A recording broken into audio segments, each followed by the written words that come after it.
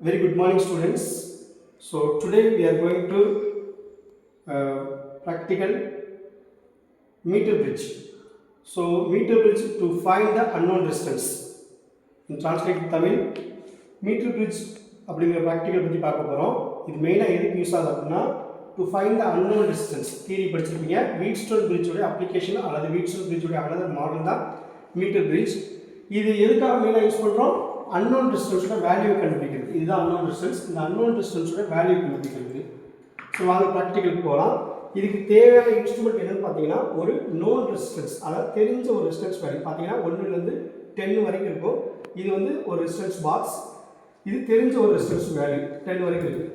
அடுத்து பார்த்தீங்கன்னா ஒரு பேட்டரி எலிமினேட்டர், தென் ஒரு கால்வனோமீட்டர், தென் ஒரு ஒன்வே கீ, தென் ஒரு ஜாக்கி, தென் ஃபைனலி மீட்டர் பிரிட்ஜோடைய அந்த பாக்ஸ். இது வந்து மீட்டர் பிரிட்ஜில் பார்த்தீங்கன்னா இந்த மேக்னிங் வயர் இருக்கும். ஸோ இந்த மேக்னிங் வயர் வந்து ஒரு எண்டுலேருந்து இன்னொரு எண்டுக்கு கனெக்ட் ஆகிருக்கும். ஸோ இந்த 2 எண்டு பேட்டரிக்குரிய போகக்கூடிய எண்டு. உள்ளே பார்த்தீங்கன்னா ரொம்ப நல்லா கவனிங்க. 1 2 3 4 5 இந்த 5 தான் நம்மளுக்கு மெயின். இந்த 5 தான் நம்ம கனெக்ஷன் கொடுக்க போகிறோம். நீங்கள் எல்லாத்துலேயுமே மொத்தமாகவே நம்மளுக்கு ஒரு 6-7 தேவைப்படுங்க. 1 2 3 4 5 6 7 எஸ். இதில் பார்த்தீங்கன்னா பேட்டரிக்கு ஒரு ரெண்டு எண்டு இருக்கும். சாரி, ரெசிஸ்டன்ஸுக்கு 2 எண்டு இருக்கும், பேட்டரிக்கு 2 எண்டு இருக்கும், கால்வனோமீட்டருக்கு 2 எண்டு இருக்கும். ஸோ ஒன்வே கீக்கும் 2 எண்டு, தென் அன்னோன் டிஸ்டன்ஸுக்கு 2 எண்டு.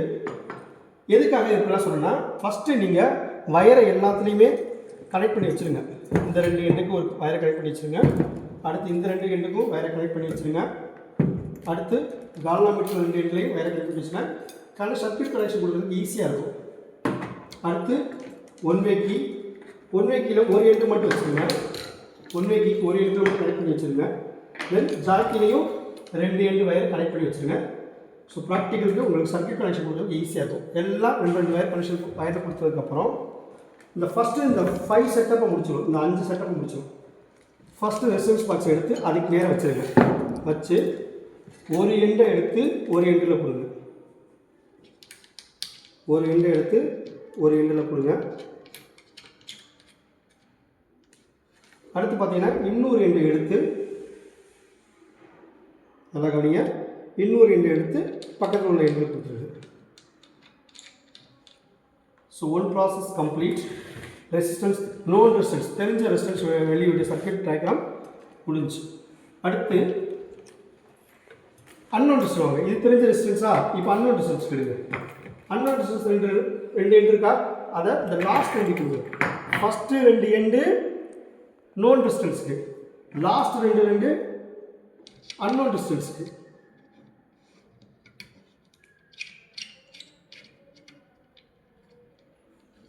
எஸ், இப்போ அன்னோன் டிஸ்டன்ஸ் கொடுத்துட்டேன்.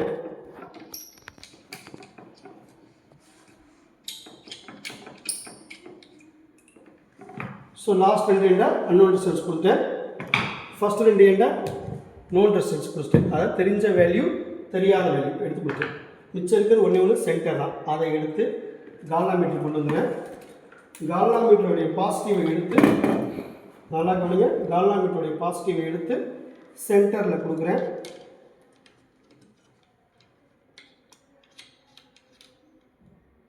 கால்வனோமீட்டருடைய நெகட்டிவ் எண்ணை எடுத்து நான் என்ன பண்ணுறேன் அப்படின்னா ஜாக்கிக்கு கொடுக்குறேன். சரிங்களா? இன்னொரு எண்ணை எடுத்து ஜாக்கி கனெக்ஷன் கொடுக்குறேன். எஸ், கொடுத்துருக்கேன். ஸோ ஆல்மோஸ்ட் உள்ளே உள்ள சர்க்யூட் கனெக்ஷன் ஓவர். இப்போ என்ன செய்யணும் அப்படின்னா இந்த நான் சொன்ன 5க்கும் முடிஞ்சிருச்சு.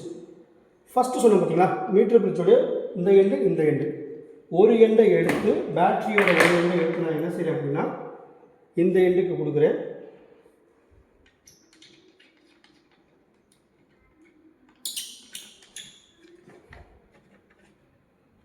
இந்த எண்டு கொடுத்துட்டேன். பேட்டரியோட ஒரு எண்டு எடுத்து இந்த எண்டு கொடுத்துட்டேன். அடுத்து பார்த்தீங்க அப்படின்னா பேட்டரியோடைய இன்னொரு எண்டை எடுத்து நல்லா கவனிங்க. பேட்டரியோட இன்னொரு எண்டை எடுத்து கீக்கு கொடுக்குறேன்.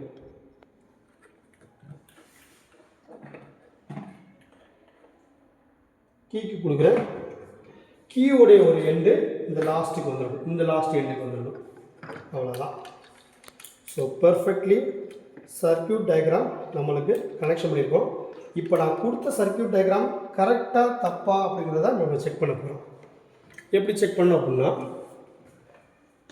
இந்த கால்வனோமீட்டர் வந்து டெஃப்ளெக்ஷன் ஆகணும். எப்படி டெஃப்ளெக்ஷன் ஆகணும்னா, நான் இப்போ பாருங்கள், லெஃப்ட் சைடில் நான் கொண்டு போய் இந்த கீயை வச்சா கீ வந்து இந்த நீடில் வந்து என்ன செய்யணும்னா லெஃப்ட் சைடு வரணும். அதே சமயம் நான் ரைட் சைடில் கொண்டு போய் வச்சேன் அப்படின்னா ரைட் சைடில் வரணும். இப்போ டெஃப்ளெக்ஷன் ஆகலை. ஏன்னா நான் என்ன செய்யலை, இன்னும் முழுசாக பேட்டரியோட வயரை எடுத்து ப்ளக்குக்கு கொடுக்கணும். கொடுத்துட்டு நான் ஆன் பண்ணுறேன். ஆன் ஆயிடுச்சு. இப்போ லைட் எரியுது. இப்போ நான் மறுபடியும் செக் பண்ணுறேன். செக் பண்ணும்போது பார்த்தீங்கன்னா அப்போவும் வரலை. ஏன் வரலை அப்படின்னா ரீசன் கீ. ஸோ கீ சுவிட்ச் ஆன் பண்ணுறேன். எப்படி வந்து நம்ம வந்து ஒரு வீட்டுக்கு வந்து என்ன தான் சர்க்யூட் கனெக்ஷன் சுவிட்ச் வரைக்கும் பாஸ் ஆனாலும் நம்ம மெயினாக ஒரு சுவிட்சை போட்டால் தான் லைட் எரியும். அதே மாதிரி இங்கே நான் என்ன செய்கிறேன் அப்படின்னா இந்த கீக்கு இப்போ சர்க்யூட் டயக்ராம் எல்லாமே பர்ஃபெக்டாக கரண்ட்டு பாஸ் ஆகிடுச்சு. இப்போ கொடுக்குறேன் பாருங்கள், நல்லா கவனிங்க. டெஃப்ளெக்ஷனை மட்டும் பாருங்கள்.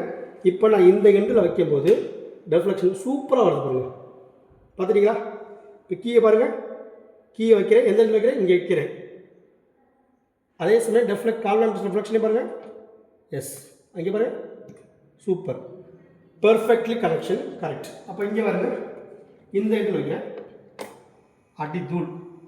ஸோ இங்கேயும் என்ன செய்யுது, நம்மளுக்கு பர்ஃபெக்டாக இந்த எண்டில் வைக்கும்போது அழகாக வருது.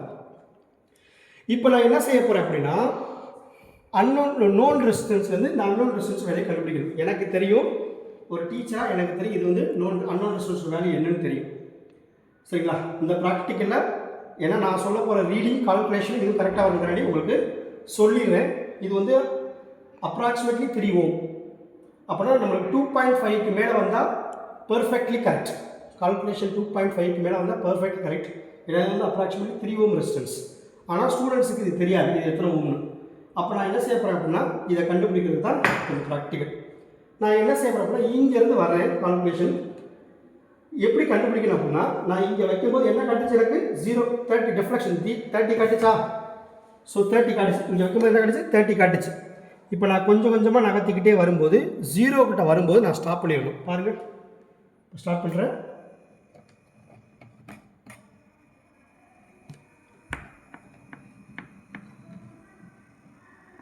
பார்த்துக்கிட்டே வாங்க. எஸ், பாருங்கள், நகருது பாருங்கள். மாற்றக்கூடாது.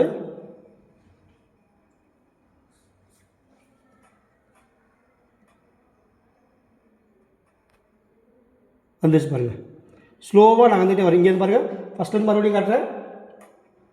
நகர்ந்துக்கிட்டே வரும், நகர்ந்துக்கிட்டே இருக்கும். டெஃப்ளெக்ஷன் அங்கே பாருங்கள் மூவ் ஆகிட்டே இருக்கும்.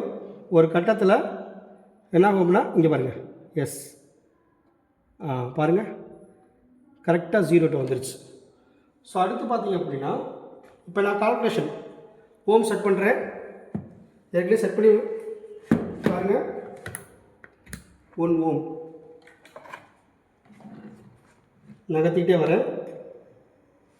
இங்கேருந்தே வைக்கணும்.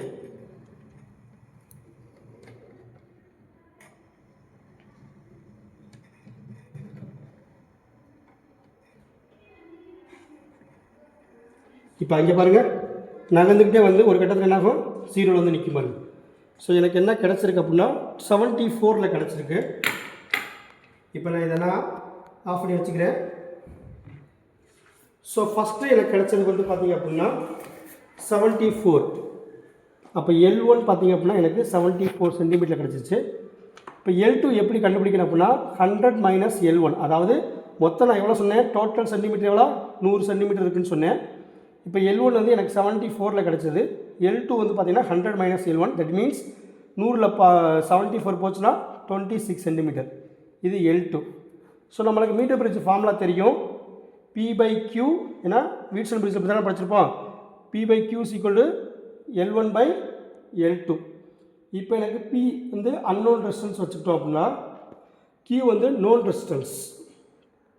இப்போ இது வந்து நோன் ரெசிஸ்டன்ஸ். இது நான் எவ்வளோ கொடுத்தேன்ப்பா, Q வந்து எவ்வளோ கொடுத்தேன், 1 Ω கொடுத்தேன். ஸோ L1 எவ்வளோ எனக்கு 74 சென்டிமீட்டர், L2 எவ்வளோ 26 சென்டிமீட்டர். கால்குலேஷனுக்கு வாங்க. Therefore P is equal to Q அங்கிட்டு போயிருமா, அப்போ Q into L1 by L2. Q எவ்வளோ 1 ohm இன்ட்டு L1 எவ்வளோ 74 டிவைட் பை L2 எவ்வளோ 26. 74 26ஆல் டிவைட் பண்ணுங்கள். 74 26ஆல் டிவைட் பண்ணுங்கள் 2 டைம்ஸ். அப்போ